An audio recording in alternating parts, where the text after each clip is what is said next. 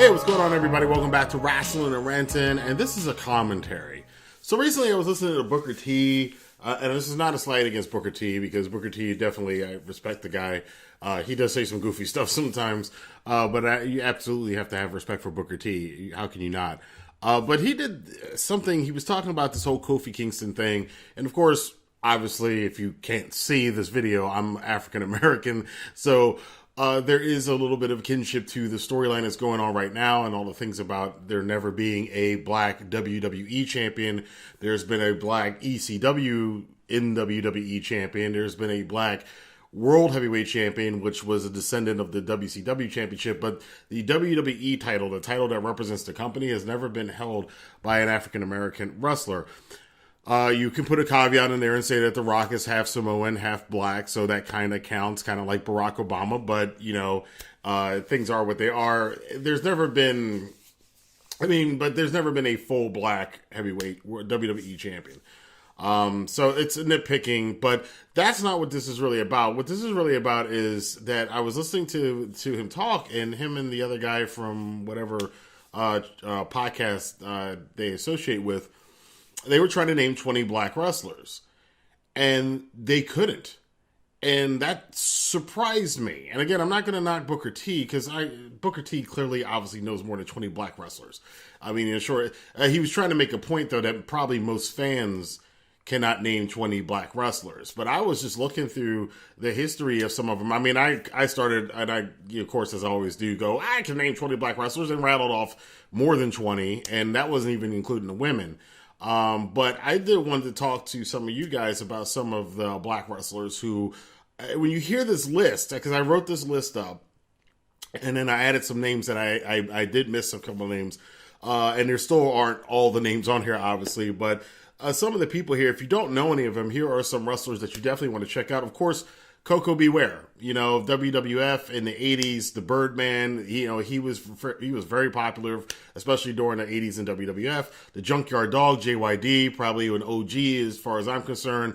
One of the guys who should have probably had at least an opportunity to be a world champion. In fact, JYD did not get a world title match at a major wrestling company until 1990 when he wrestled Ric Flair for the NWA Championship as a lead into Sting winning the title. At that point in his career, he was already had health problems, so he wasn't able to go. And I always thought it was kind of weird that JYD never got, but it was the way that the wrestling in the WWF was in the 80s, that most of the faces, guys like Jake the Snake Roberts, and Tito had a chance. Guys like Jake the Snake Roberts and Junkyard Dog never got championships. Ron Simmons, of course, was the first official first world champion of a nationally recognized wrestling company. Let me caveat that, because there were other guys who won company championships, but Ron Simmons, often referred to as the first ever black world heavyweight champion. Technically it's true, technically it's not true, but he was the first one of a major national company. Bad News Brown from the WWF in the 80s. Of course, we have Kofi Kingston today, Shelton Benjamin. The Godfather, of course, you remember, those who remember the Attitude Era remember him as the Godfather, and Papa Shango, and Karma, whatever the hell his mixed martial arts character was supposed to be.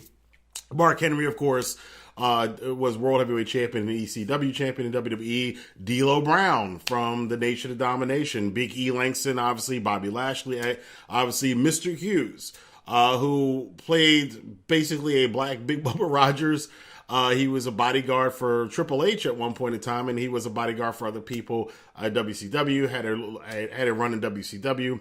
The Pitbull, Craig Pittman, one of the good mid-carders from the WCW during the Monday Night Wars, was a great wrestler. Also was Ice Train, who was also part of the Monday Night Wars. Stevie Ray, of course, who was Booker T's tag team partner, Harlem Heat. Ahmed Johnson from the Attitude Era in WWF, Intercontinental Champion. Viscera, King Mabel. How can you forget King Mabel, one of the biggest dudes ever? Of course, we have Xavier Woods today. Speaking of big dudes, Kamala, the Ugandan giant, legend, years and years and years, got over with that character. You couldn't get away with it today, but for years and years and years, the guy made a living, and he's got bad health. So, best wishes to Kamala.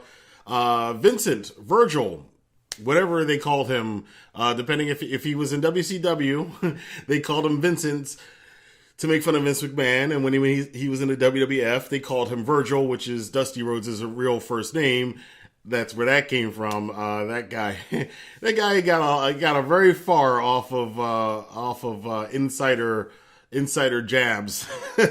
But yeah, definitely Vincent and Virgil's up there. The Natural Butch Reed, Hacksaw Butch Reed.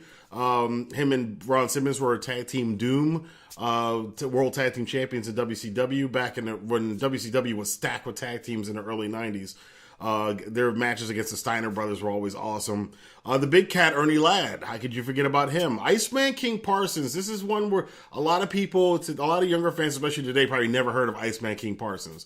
A lot of fans today don't really know much about World Class Championship Wrestling. And I did talk to some people on the video and left a comment and said, because one kid had mentioned him and said, I know it wasn't a major company, but I'm like, no, World Class Championship Wrestling was one of the biggest wrestling companies in the country pre-Vince McMahon. They were big before Vince took over the WWF, which is why you don't hear a lot about them and why you don't hear a lot about them as one of these major companies from the past, because their era, they had a pretty decent run for a long time, and they made a lot of money. They drew 40,000 at Texas Stadium to see Kerry Von Erich beat Ric Flair.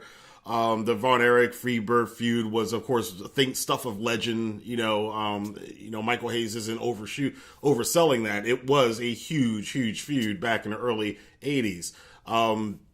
Iceman King Parsons was a upper mid-card guy in there.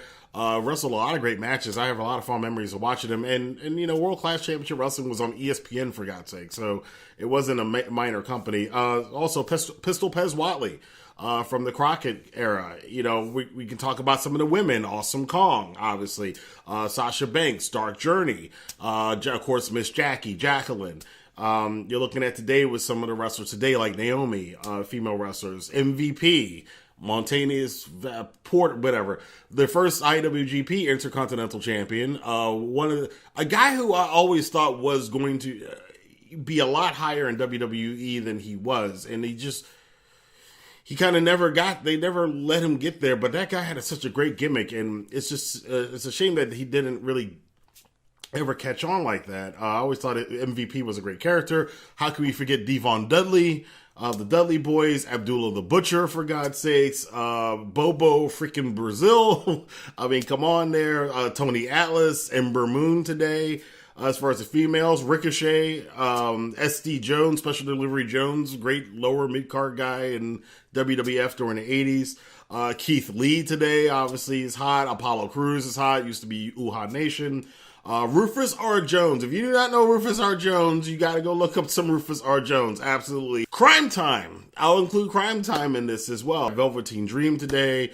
You got a lot of wrestlers for over a lot of time. There's probably another 15 or 20 ones I'm forgetting, and I'm not writing down right now. But I think it's interesting how, on one hand, for me, because I am black, I do pay more attention probably than most fans. So this is kind of something I can't really gauge. But I'm putting this out there to the world. Do other wrestling fans know as many black wrestlers, especially if you've been a wrestling fan for as long as I have? If you were a wrestling fan in the 80s or the 90s or the 2000s, do you remember a lot of black wrestlers from that time period? And anybody who kind of sticks out to you, let your voice be heard in the comment box below. But I think it's weird that the point that Booker T was making is that probably most fans can't name 20 black wrestlers.